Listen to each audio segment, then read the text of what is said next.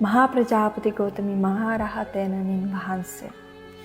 අපේ ලෝකේ ගොඩාක් අය උන්වහන්සේව අමතක කරලා තියෙනවා නේද? ඒක ලෝකම පාපයක්. ආව සිද්ධාර්ථ කුමාරයට මාවගේ දුන්නත නැත්ත. තමන්ගේ පුත් වගේ සැලකුවා. උන්වහන්සේ කොච්චර පරිපූර්ණද?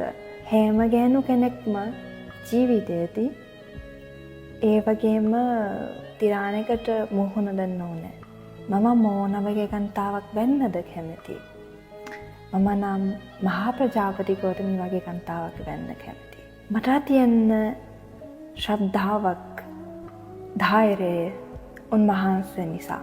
උන්වහන්සේගේ කේපවීම නිසා අපි දැනගත්ත අපි කාන්තාවන්ට නිවන් දකින්න පුළුවන් කියලා. කාන්තාවක් වීම නිවනට දකින්න කිසිම බාධාවක් නොවේ. මහා ප්‍රජාපති ගෞතමී මහා රහතෙනණින් වහන්සේ කොච්චර නිර්භීතද ඔබ දන්නවාද?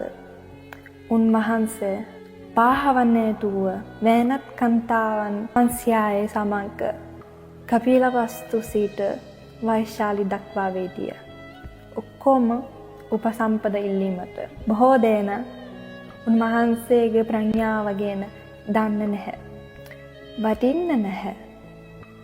නමුත් මම හැමදාමගේ හදවතින් උන්වහන්සේගේ අසීමිත කුසල මතක් කරමි. ඔබ කාන්තාවක් නම් උන්වහන්සේව නොසලක හරින්න එපා.